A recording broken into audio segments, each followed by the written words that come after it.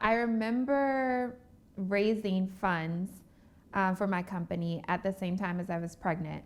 And I actually did a documentary chronicling that experience that's out now. It's called Show Her the Money. But that was probably one of the more difficult challenges of my life, was raising funds and growing a baby. And I actually remember being at the hospital for labor, and I'm getting emails from investors, and I'm like trying to schedule time after I get out of the hospital so I can go continue to talk to them. And I had a C-section, emergency C-section. I left the hospital on a Thursday, and I was back on calls on Monday. Yeah, and I just remember thinking, like, I can't operate like this.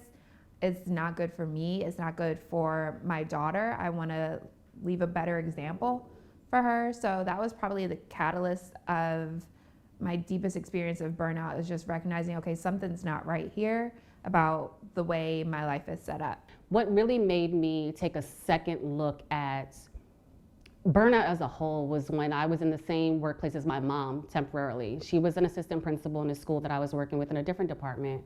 And I got a phone call in the middle of the day while teaching a class that my mom was experiencing what looked like stroke-like symptoms.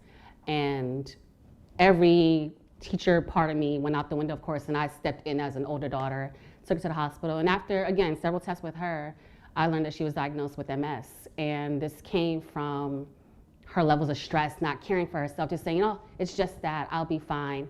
And I guess my push now is to make sure that my mom can live this next part of these years of her life healthily, but also where she doesn't feel like she has to keep that same mentality that she instilled in me. It didn't feel strange until I recognized, like, okay, I'm still sore, you know, or I need rest.